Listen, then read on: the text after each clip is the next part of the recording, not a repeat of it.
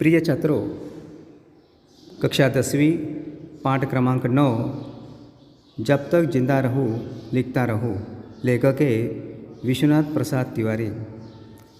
इस पाठ में छात्रों गद्य संबंधी जो बातें बताई गई हैं वो इस तरह से हैं। साक्षात्कार साहित्य की एक महत्वपूर्ण विधा है। साक्षात्कार में प्रश्न उत्तर के माध्यम से किसी व्यक्ति के साक्षात्कारकर्ता उसके कार्यों एवं जीवन के विविध पक्षों के बारे में समुचित जानकारी प्राप्त करता है। साक्षात्कार में व्यक्ति के बारे में हर प्रकार की जानकारी आईने में दिखाई देने वाली तस्वीर की भांति झलकने लगती है। प्रस्तुत साक्षात्कार में यानी प्रस्तुत पाठ में लेखक विश्वनाथ प्रसाद तिवारी ने अमृतलाल नागर से उनके साहित्य सृजन, साहित्य, उनके लेखन प्रक्रिया, उनके समकालीन साहित्य कार्य एवं सामाजिक परिस्थिति के बारे में अनेक प्रश्न पूछे और उनका उत्तर जो है वो बिल्कुल उन्होंने दिया है। तो तिवारी जी कहते हैं, नागर जी, मैं आपको आपके लेखन के आरंभ काल की ओर ले चलना चाहता हूँ। जिस समय आपने लिखना शुरू किया उस समय की साहित्यिक माहौल क्या था? किन लोगों से प्रेरित होकर आपने लिखना शुरू किया और क्या आदर्श थे आपके सामने? मतलब यहाँ पर अभी बातचीत हो रही है तिवारी जी और नागर जी। तो नागर जी ने उत्तर दिया, लिखने से पहले तो मैंने पढ़ना शुरू किया था। आरंभ में कवियों को ही अधिक पढ़ाता था। स्नेह जी, अयोध्या सिंह उपाध्याय की कविताएं ज़्यादा पढ़ी। छापे का अक्षर मेरा पहला मित्र था। घर में 2 पत्रिकाएं मंगाते थे। मेरे पितामह, एक सरस्वती और दूसरी गृहलक्ष्मी। उस समय हमारे सामने प्रेमचंद का साहित्य था, कौशिक था। आरंभ में बंकिम के उपन्यास शरद चंद्र को, बाद में प्रभात कुमार मुखोपाध्याय का कहानी संग्रह देशी और विलायती 1930 के आसपास पढ़ा। उपन्यास में बंकिम के उपन्यास 1930 में ही पढ़ डाले।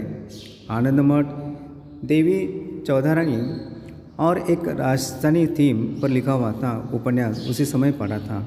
मतलब दोनों में बातें चल रही हैं। प्रिय छात्रों, इस पाठ में लेखक हमें समझा रहे हैं कि पत्र पत्रिकाओं का महत्व क्या है। भाषा के विकास में पत्र पत्रिकाओं का बहुत योगदान होता है। इनसे तरह तरह की जानकारियाँ तो मिलती ही है, लेखन में होने वाली नई नई प्रवृत्तियों की भी जानकारी मिलती है।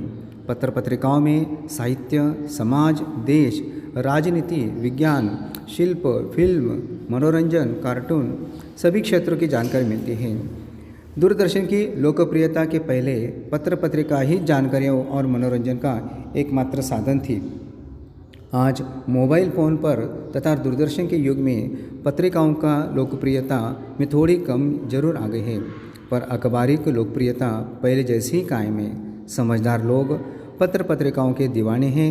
कुछ लोग तो पत्रिकाओं के पुराने अंकों की जिलसाजी करवा कर रखते हैं। पत्र पत्रिका ही हर युग में मांग रहेगी और इनका महत्व प्राप्त हमेशा बना रहेगा। इसी तरह से तिवारी जी आगे कहते हैं, क्या यही लेखक अपने लेखन के आदर्श रहे? नागर जी कहते हैं, नहीं, कोई आदर्श नहीं, केवल आनंद था, पढ़ने का। सबसे पहले कविता फूटी साइमन कमीशन के बहिष्कार के समय 1928 1929 में लाठीचार्ज हुआ था। इस अनुभव से ही पहली कविता फूटी, कब लो कहो लाठी खाए। इस लेखन का आरंभ मैंने मानी है। आगे तिवारी जी कहते हैं, क्या उन दिनों आप पर गांधी जी के व्यक्तित्व का भी कुछ प्रभाव पड़ा? नागर जी कहते हैं, हाँ, निश्चित रूप से पड़ा। पिताजी ने आंदोलन में भाग लेने से रोका। वो रोकना ही मेरे लेखन के लिए अच्छा था। इस पर तिवारी जी ने उत्तर दिया, आपके लेखन में गरीबों के प्रति जो करुणा है वो किससे प्रभावित है? नागर जी कहते हैं, वो तो अपने समाज से ही उभरी थी। मेरी पहली कहानी प्रायश्चित इसका प्रमाण है। हमारे पारिवारिक संस्कार भी थे। मेरे पिताजी में एक अद्भुत गुण था, वे किसी के दुख दर्द में तुरंत पहुंच जाते थे। इसने मुझे बहुत प्रभावित किया था। तो इस तरह से प्रिय छात्रों, तिवारी जी और लेखक मतलब नागर जी में बातें हो रही हैं। इसमें कहते हैं कि पुस्तक मनुष्य का सबसे बड़ा मित्र होता है। पुस्तकों में ज्ञान भरी बातें होती है। किताबों में संचित ज्ञान हमारे लिए सहायक होता है। विभिन्न विचारों को लेखक और तथा महान व्यक्तियों के विचार पुस्तक में ही संग्रहित होते हैं। हमारे यहाँ साहित्य, तकनीक, विज्ञान, धर्म, राजनीति सभी विषयों के संबंधित पुस्तकों उपलब्ध हैं। प्रिय छात्रों, इसमें लेखक अभी समझा रहे हैं कि पुस्तकों की विशेषता क्या है, उसका महत्व क्या है। मनुष्य बहुत सारी बातें देख सुन और पढ़कर सीखता है। तो इस तरह से पन्ना नंबर 82 और 83 पर लेखक ने जो बातें बताई है वो आपके सामने रखने का प्रयास किया है। धन्यवाद।